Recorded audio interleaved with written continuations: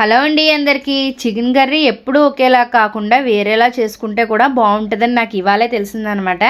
ఎందుకంటే నేను ఎప్పుడు ఎక్కువగా చికెన్ కర్రీ, చికెన్ ఫ్రై ఎక్కువగా ఇదే చేస్తూ ఉంటాను. కానీ ఇది ఎప్పుడు రొటీన్గా అయిపోతుంది కదా, వేరే ఏదైనా ట్రై చేయొచ్చు చికెన్తో అని చెప్పేసి యూట్యూబ్లో సెర్చ్ చేస్తే నాకు ఈ మొగలై చికెన్ కర్రీ అనేది వీడియో అయితే కనిపించిందండి. కానీ నిజంగా చూస్తే ఇంతలా ఉంటుందా అనిపించింది.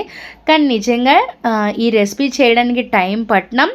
ఈ రెసిపీ చేసి తింటే చాలా అంటే చాలా టేస్ట్ బాగుందండి. ఒకసారి మీకు ఖాళీగా ఉన్నప్పుడు ఒక్కసారి ఈ కర్రీని అదండి ఈ మొగలై చికెన్ కర్రీని ఈ విధంగా ట్రై చేసి ఎలా ఉందో మీరే కామెంట్ చేసి చెప్పండి. అంత బాగుందనమాట. ఈ చికెన్లో ఉప్పు, పసుపు, అల్లం వెల్లిపాయ పేస్ట్ వేసేసి బాగా కలిపేసుకొని పక్కన పెట్టేసుకోవాలండి. కొంచెం పెరుగు కూడా వేసేసుకొని కడాయిలో కొంచెం నూనె, అలాగే బిర్యానీ ఆకు, మిరియాలు, లాలిక్కాయలు, లవంగాలు ఇవి కూడా వేసేసి ఫ్రై చేసేసి ఈ కలుపుకున్న చికెన్ కూడా ఇందులో వేసేసుకోవాలన్నమాట. వేసేసిన తర్వాత బాగా మగ్గనివ్వాలండి.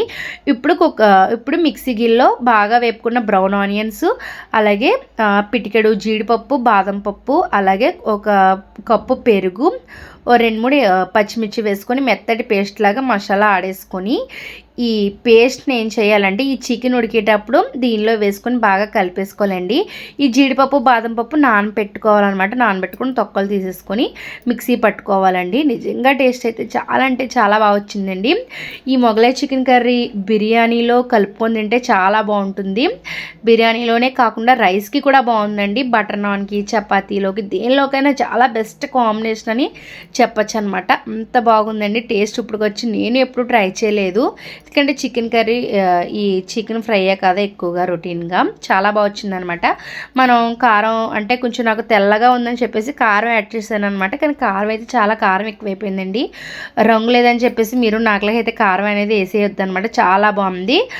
ఇంకా వీటిలో మనం చూసుకొని ఉప్పు, కారాలు కూడా యాడ్ చేసుకోవచ్చు అనమాట. నేను మరీ ఎర్రగా కాపాడతలేదని చెప్పేసి కారం అనేది మరీ ఎక్కువ వేసేయడంలో కారం కొంచెం ఎక్కువైపోయింది అనమాట. కానీ టేస్ట్ అయితే చాలా బాగుందండి. కారమైన పిల్లలు ఒడ్చుకుంటూ మరీ తిన్నారనమాట. లాస్ట్లో కసూరి మేతి వేసుకొని బాగా కలిపేసుకుని ఉడికించేసుకోవడమేనండి. తప్పకుండా ఈ రెసిపీ చేసి ఎలా ఉందో కామెంట్ చేసేయండి. లాస్ట్లో బ్రౌన్ ఆనియన్స్ కొన్ని ఉండిచ్చి ఈ కర్రీలో ఈ విధంగా అయితే వేసేసానమాట.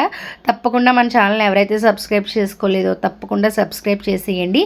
అలాగే ఇవాళ సండే కదా, మీ ఇంట్లో స్పెషల్స్ ఏంటో కామెంట్ అయితే తప్పకుండా చేసేయండి. అలాగే మన ఛానల్ని సబ్స్క్రైబ్ చేయండి.